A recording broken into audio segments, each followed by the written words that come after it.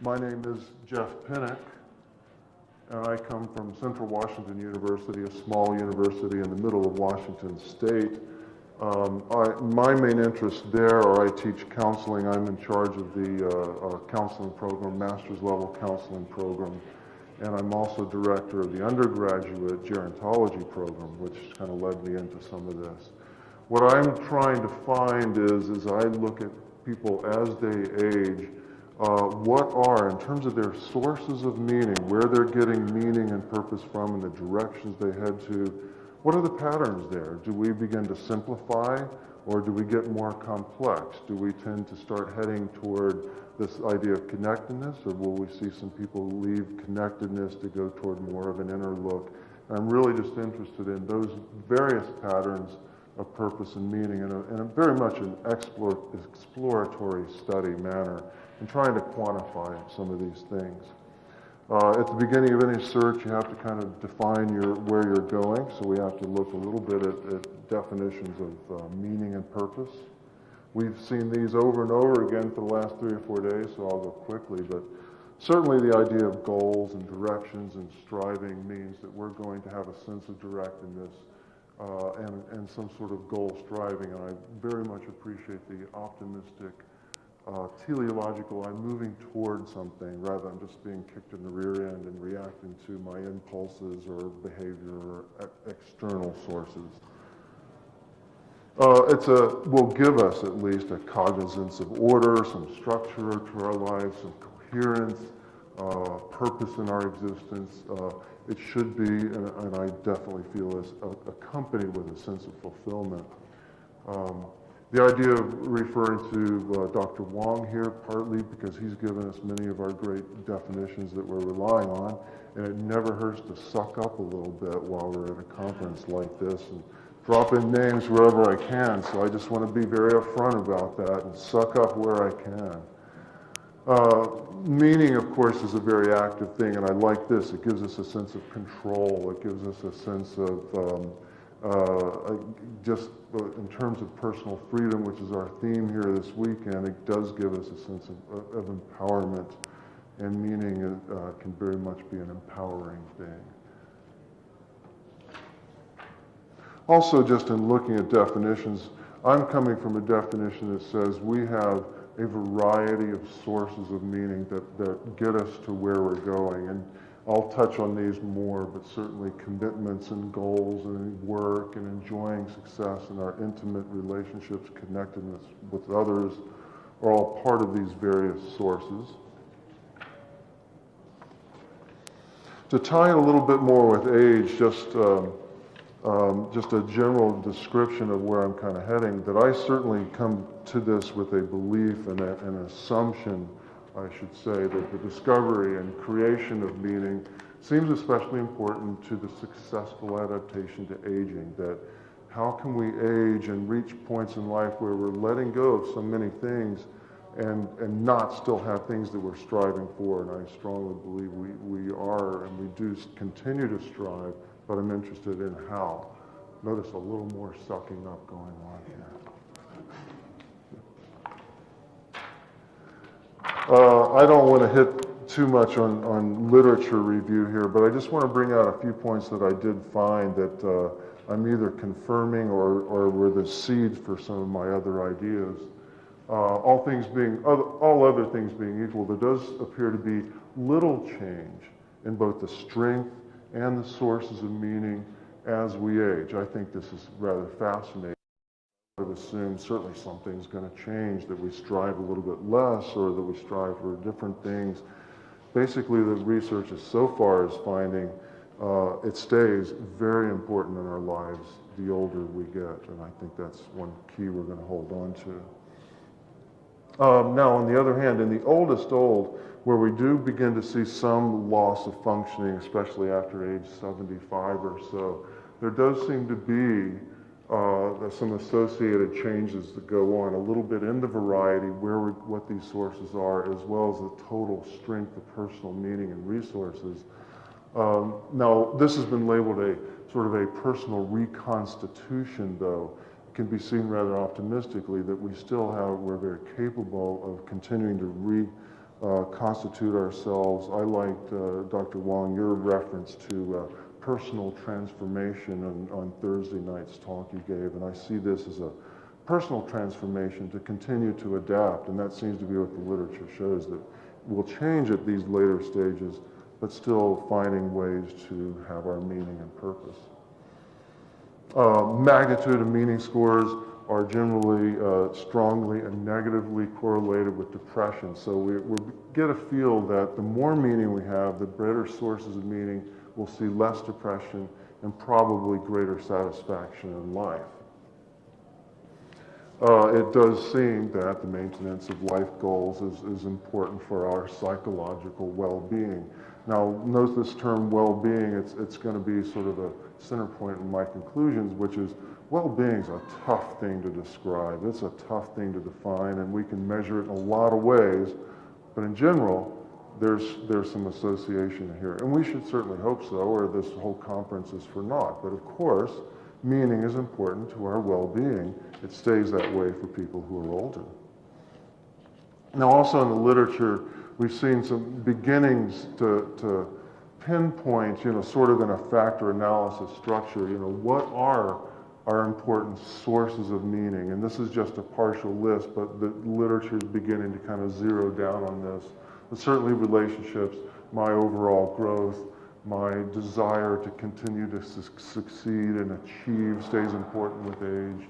Even things like hedonism, got to still have a little fun in life no matter at what age. Religion, certainly. Legacy, Erickson's sort of last stage of let me leave something for others. Seems to be a theme in there. All of these have led to several research questions which I approached my participants with. What's my relationship between the strength of sources of meaning and life satisfaction? There certainly should be some. The literature is pointing that way. I wanted some more confirmation that overall meaning and life satisfaction are linked.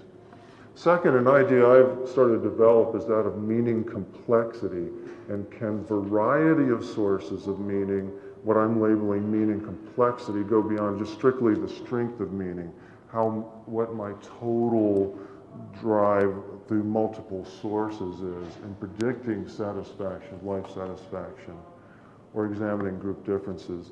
That's a vague definition, but basically, can we have fewer but stronger sources, and in that way have less meaning complexity, or do some people have a lot of sources, but they may not be as strong?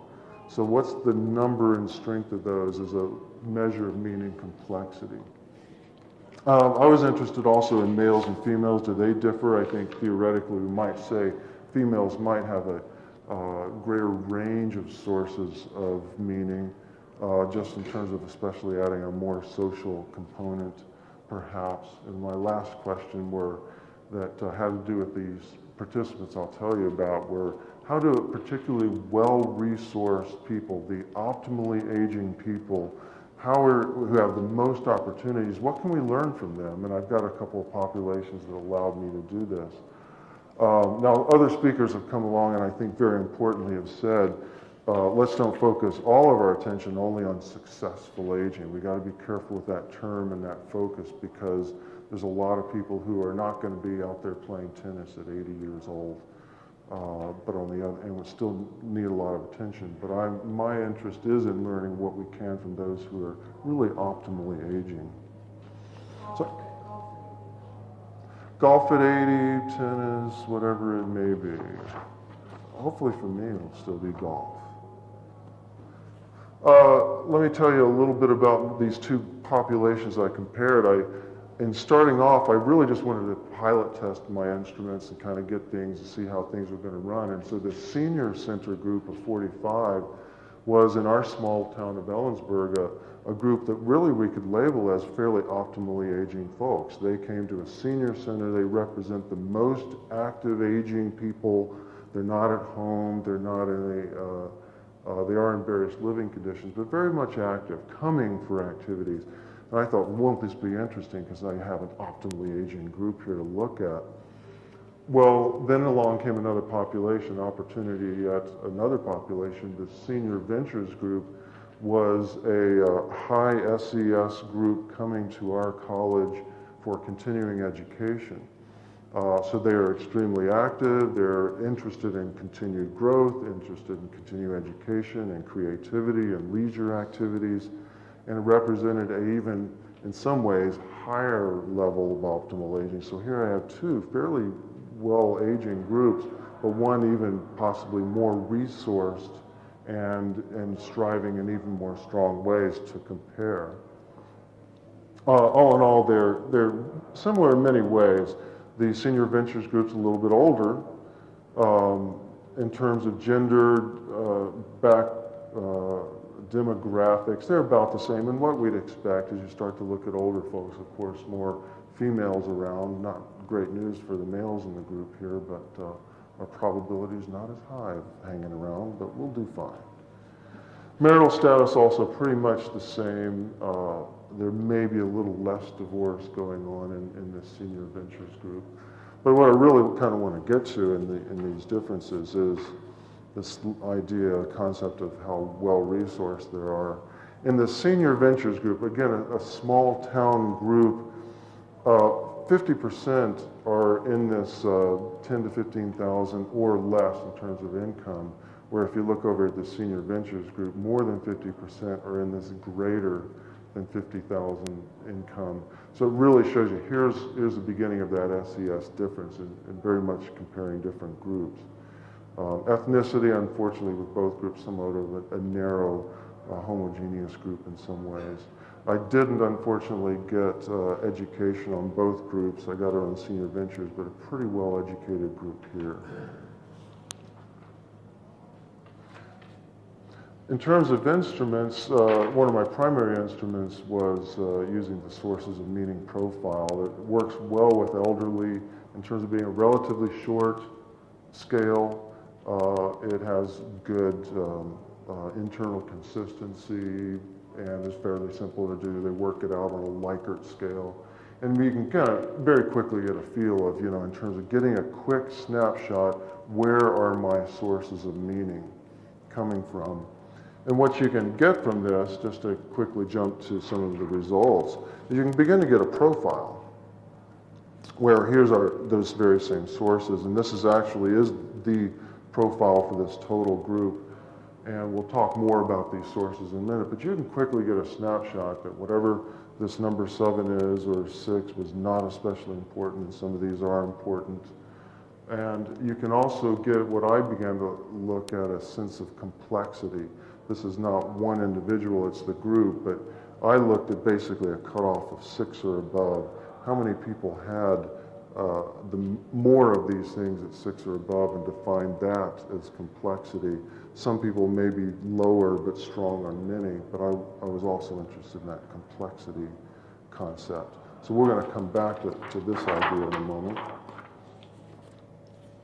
And I used a measure of life satisfaction. The life satisfaction index, Z, has been tested on elderly populations, works pretty good.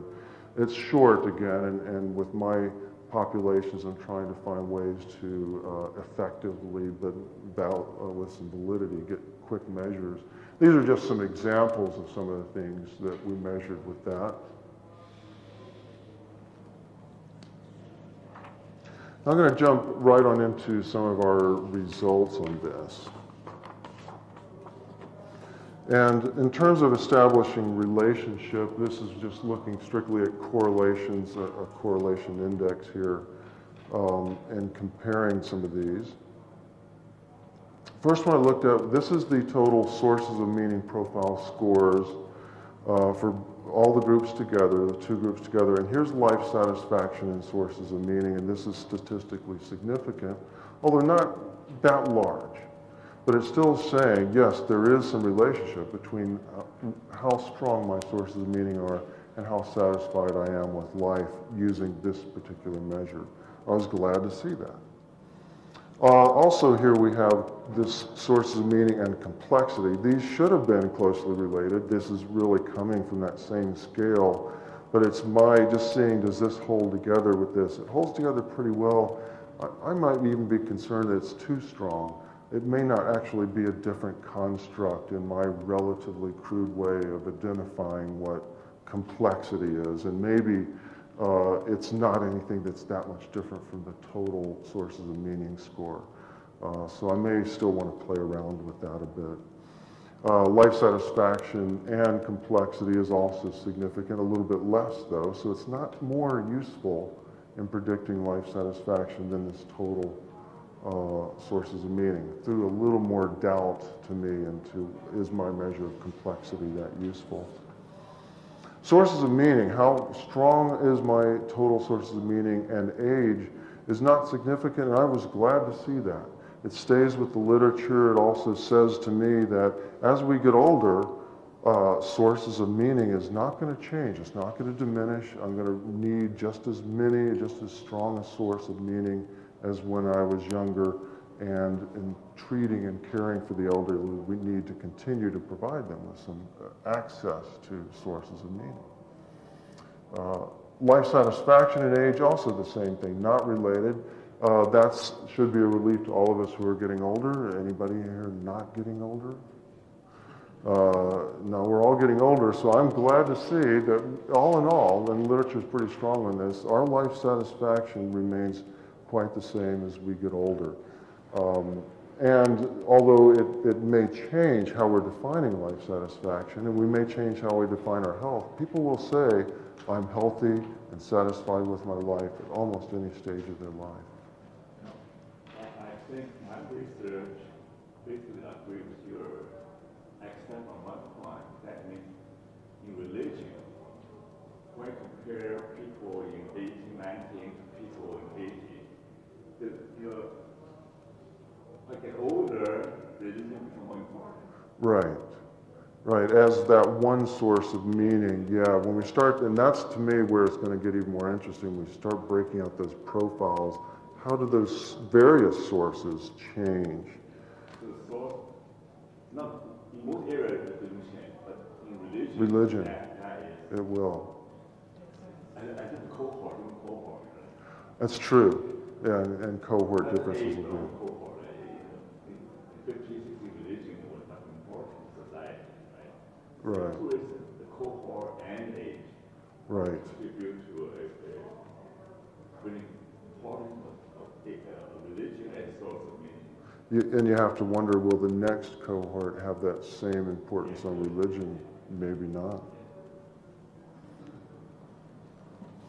That's the core of those findings. I did look at males and females, as I mentioned. Now, in life satisfaction, here's just the total scores. I won't get into much detail on this, but life satisfaction, a total 17.8, 17.8. So actually, very similarity, great deal of similarity on life satisfaction overall. Now, on total sources of meaning, here's again total scores, but the main thing we're looking at is in comparing those, and I'm breezing through the statistics here, but this says that is a statistical difference. And so actually women did come out to have a bit stronger total sources of meaning in their lives.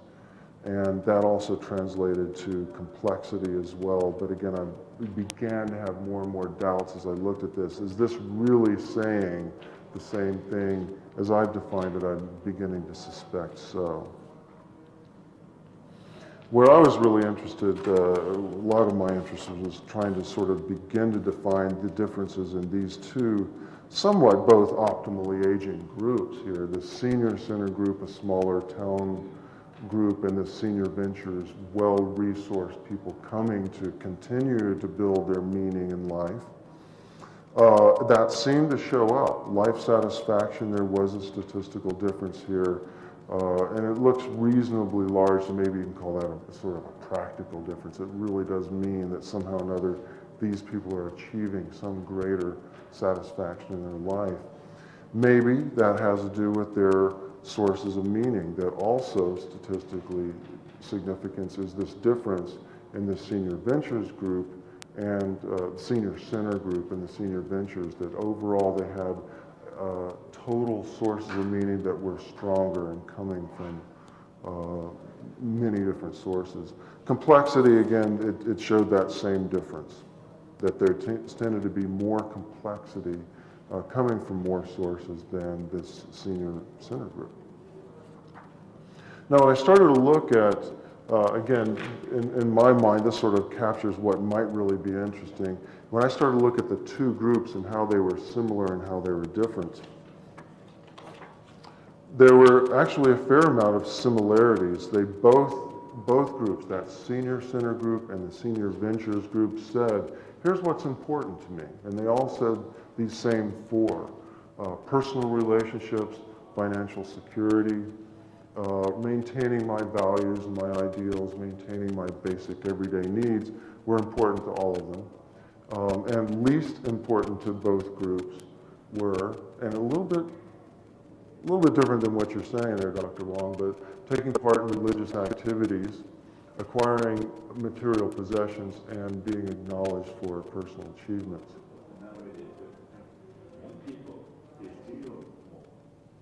There's still more. Oh, yes, they would be. 8 years old, 19 years old. Yes. True. And I also wonder, now these are both very active groups. It could be that right now they're too active to slow down to think about religious activities. I'm finding my meaning and my purpose and my connectedness with the higher being outside myself and my activities. Also, the word activity is not a very good thing. Research shows when you get older, the religiosity is switching from activity to a more internalized thing. Yes. Where I was studying. True. Doing out my activity. I don't have to go to church. I can stay home and do my reading. The graduate shift, when you get 8 years old, 19 years old, you don't know anything going. Right. Bring God to me. I don't need to go out there. These do tend to agree somewhat with the literature as well. There's most people find this. Now, what I found some of the most interest in was where these two groups differ. And these were all significant differences, statistically significant difference. But it came down to the blue group represents that senior ventures. Let me come into town, learn things, grow, and experience new things. And if you think about what defines that group, people coming for leisure, for some opportunity to do some artwork, for personal achievement, let me keep learning, and personal growth, let me keep growing. This made a lot of sense to separate those two groups out. They indeed were looking for more leisure in terms of their lives. They were looking for opportunities to be creative and to learn new creative ways to be creative. They indeed wanted more. This was personal achievement. I interpret this as let me continue to learn. And personal growth, let me continue to change and adapt. And what I'd like to do, if nothing else, is take this back to our continuing education and say, seems to be the four things that well-resourced people will pay to get in their lives. And if you want to market your continuing education to elders, let's keep reaching out for some of these things. And if I have any other conclusions, one is in terms of caring for elderly, in terms of providing environments that will continue to build growth and opportunities for meaning, this kind of research at least begins to point to a few things that says, here's some things that we can say that people tend to be drawn toward. Can we find a way in an environment to build in creativity, achievement, personal growth into what environments we're creating? We take pretty good care of the medical end and maybe some of the social ends, but I don't think we look very holistically at environments. The Eden Care movement in the nursing home industry is starting to do that. That's a branch that's saying, it's called Eden Care, like the Garden of Eden. Eden Alternative is a group that's coming to nursing homes that's saying, let's keep your standards high, but let's begin to look a little more holistically at people's lives. And I think they're starting to tap into this. Also, we've heard in other talks about the idea of conscious aging, and I think this points to we certainly should maintain conscious aging and as much as we can. I could talk more. I gotta leave time for these other folks. Thank you very much.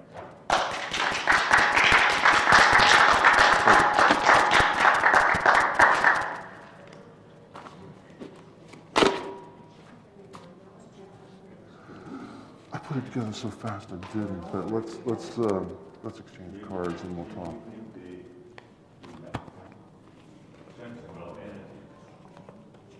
Transfer of energy. Going to transfer. Yeah. See how that works, huh? And we're gonna have to clip this on. Somewhere, I'll just put that in my pocket. Very good. Good. So I also want to express how pleased I've been to partake in these last 3 days, this fourth day for me, and how surprised I was to find out that the conference was actually going to give me what I hoped that it would give me, which often doesn't happen in life, and I appreciate the opportunity that I have to met with people who are dealing so seriously and so professionally with issues that are so meaningful to me. And even though this, as often happens when I talk about aging, that I'm talking to a small group, at least it's a small group of people who are committed and interested and deeply concerned with the topic, and that makes it all the more meaningful for me to take a part of it.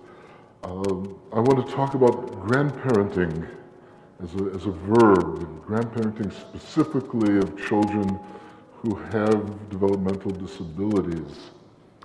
I'm going to leave this slide on for a while because it gives my association where I've been for the last 10 years and where I am no longer, but since they paid for the ticket here, I would think they deserve the credit. That's Tel Chai College, but the email address is accurate. So if anyone wants to maintain contact with me, and I hope that will happen, that this is an address that they can get in touch with me.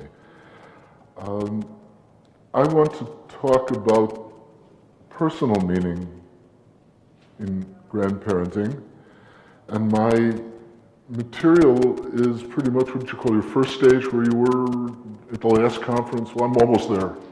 I'm getting to the first stage, and would appreciate all the help that I get in at least anchoring that first stage down and think about where it can go from here. My material comes from 10 years of working in a lifelong education program. It's a senior learning within a major university in Israel, where I developed and was responsible for a senior leadership training program. So I was dealing with people who are much like your venture people, who saw themselves as being able to leave areas of previous success and get tooled to be leaders in their communities.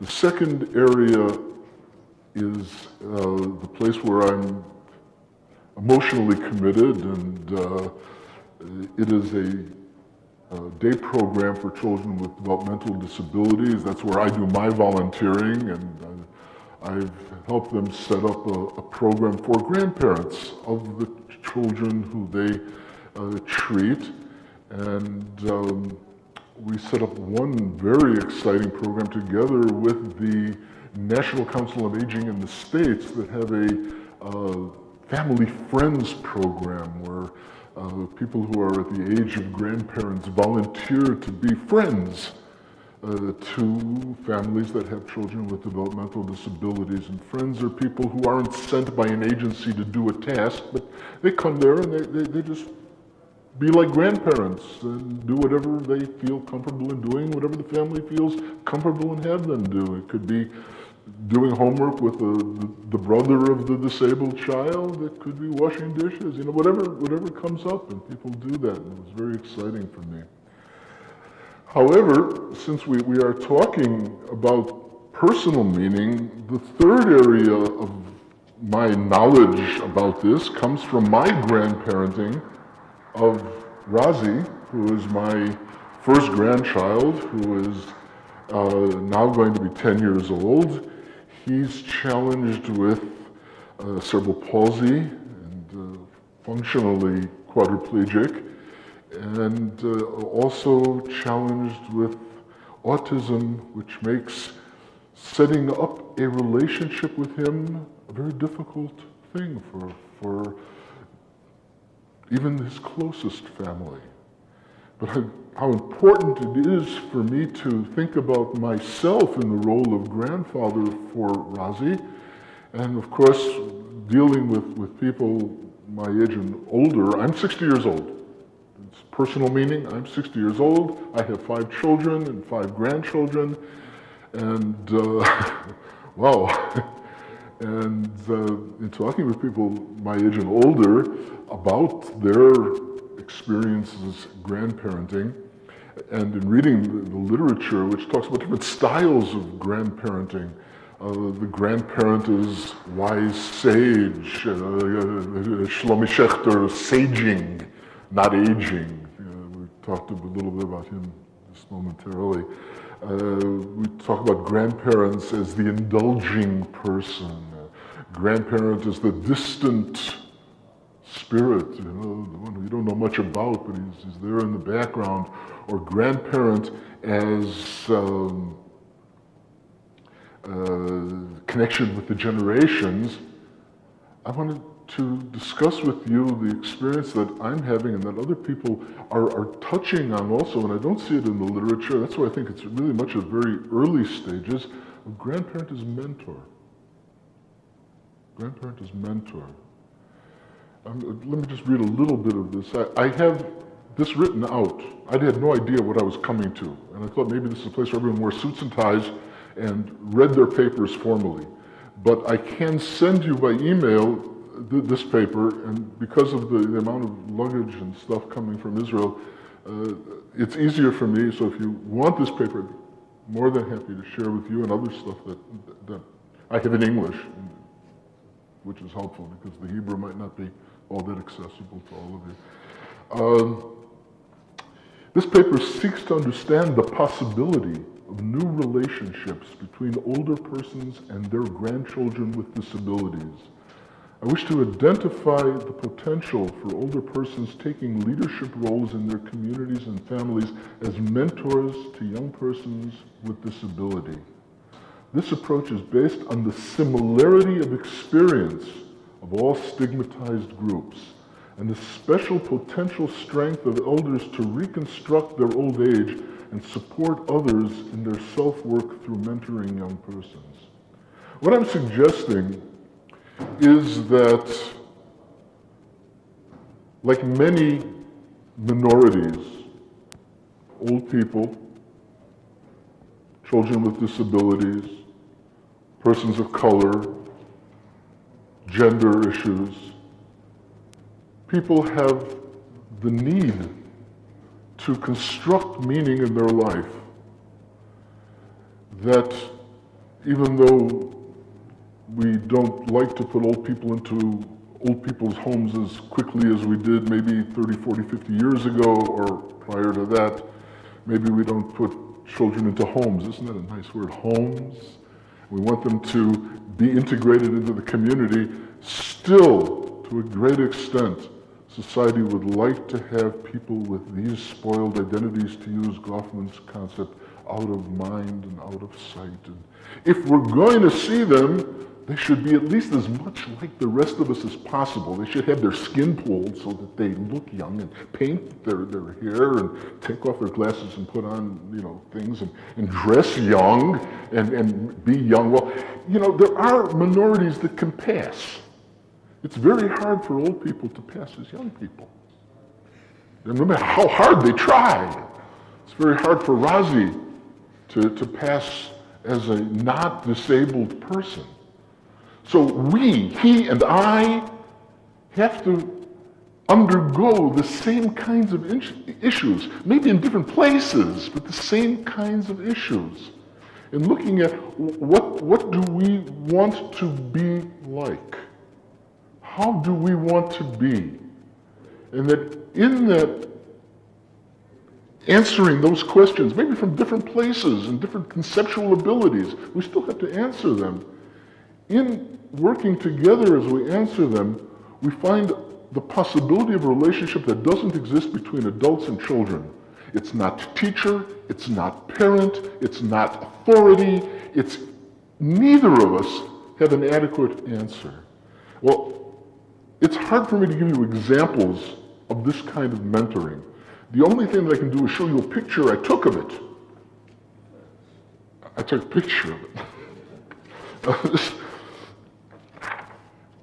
This is Razi and his rappelling instructor. Rappelling was as scary to him as it was to me. Believe me, it is no more appropriate, quote unquote appropriate for Razi to do it than it is for me to do it.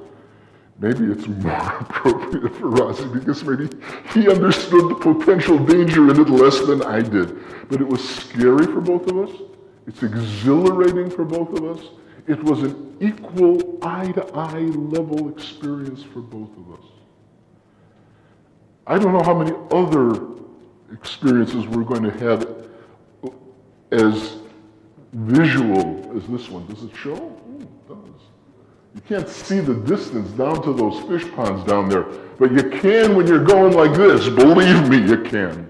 And it's scary, and it was exciting. And Razi, who, if you say, Razi, what's new, he could very easily sing a jingle from television as an answer to that. You don't always know what Razi's doing. He talked about this in his way of talking, but you knew what he was talking about it for weeks afterwards.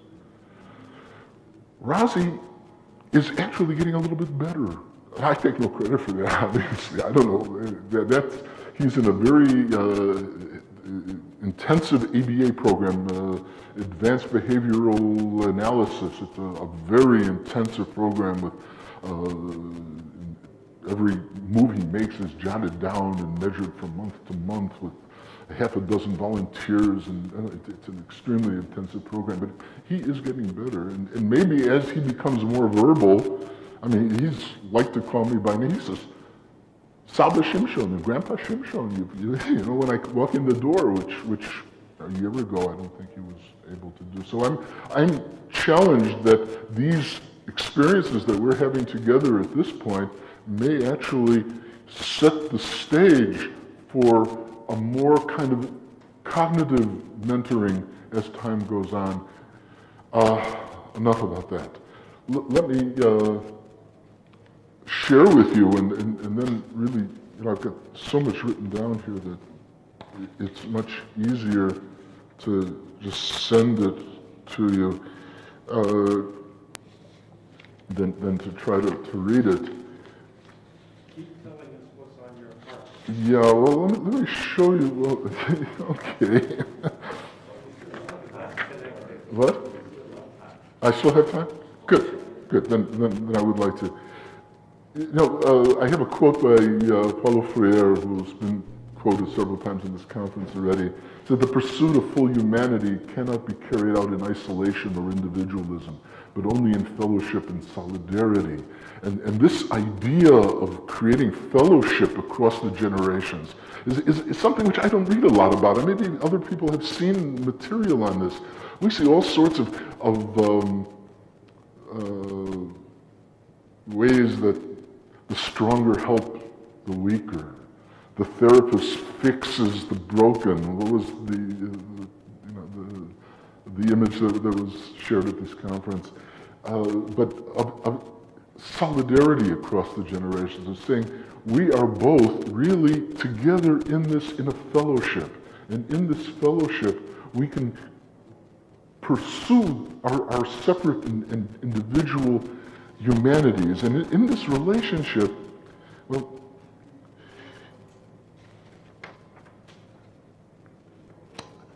let me be theoretical just for a second, because that'll make me feel less anxious.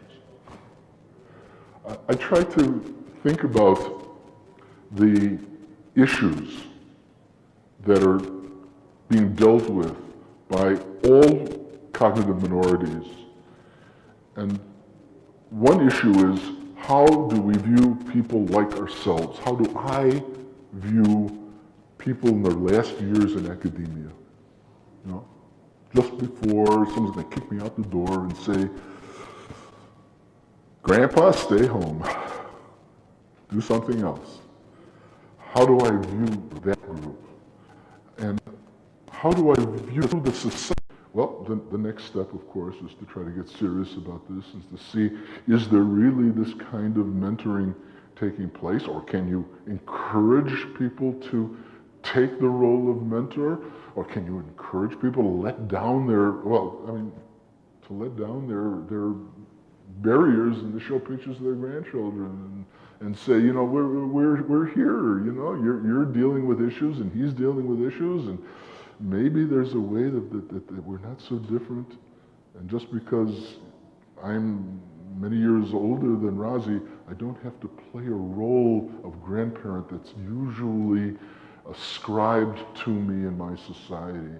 I can create my own relationships with my grandchildren, and with each one of the five, a very different kind of role. I am not mentoring the other grandchildren nearly in the same way, because, gosh, they don't need it. What they need is a basketball, you know?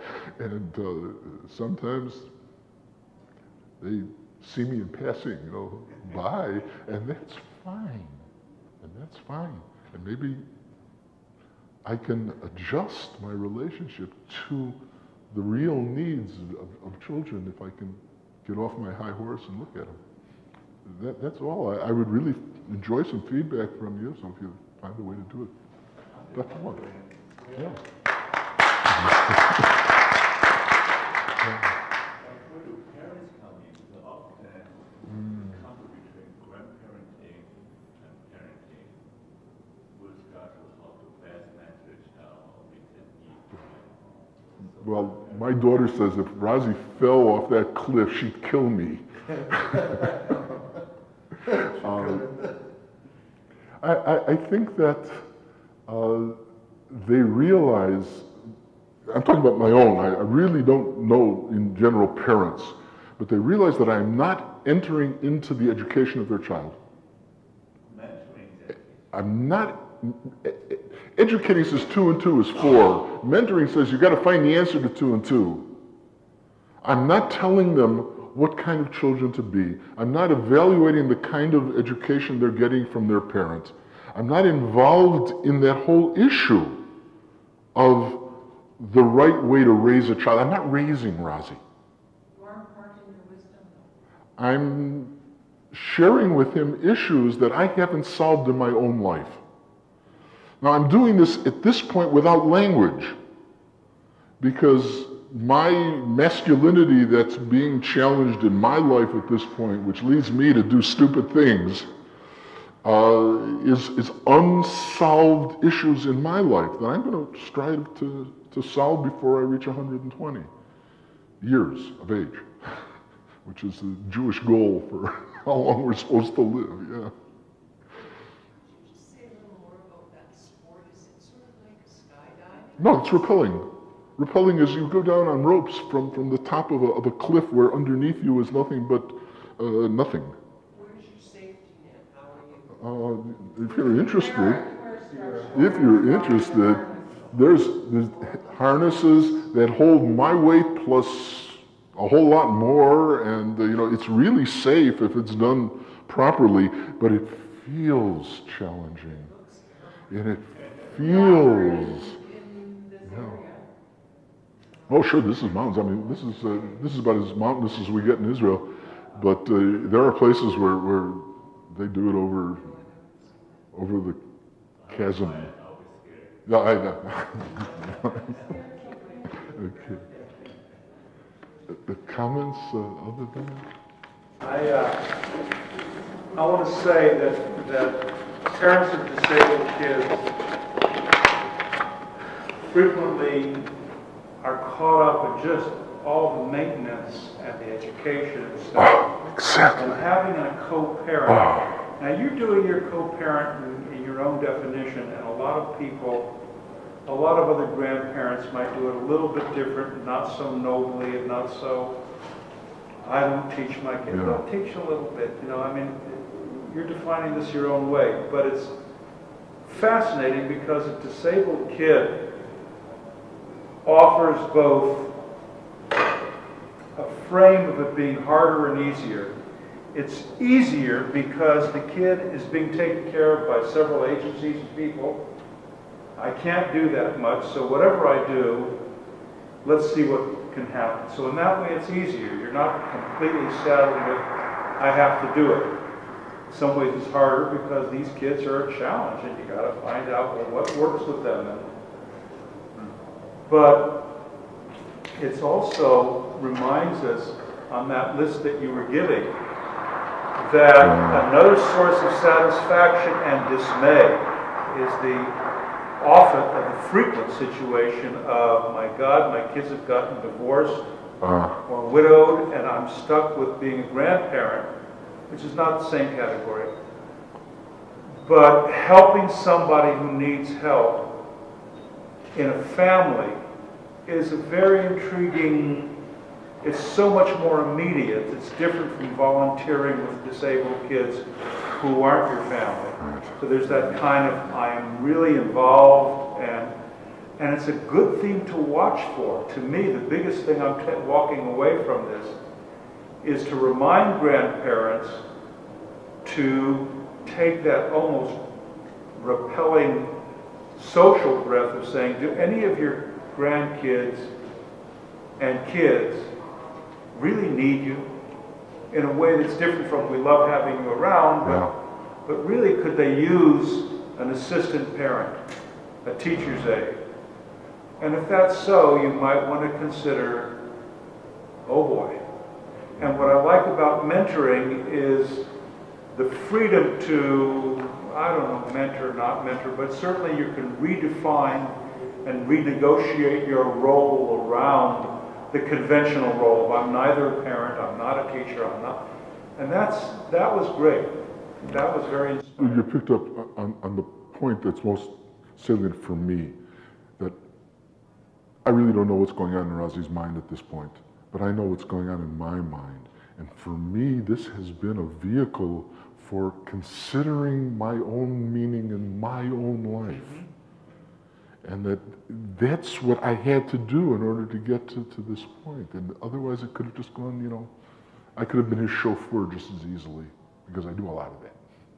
Mm-hmm. Thank you very much.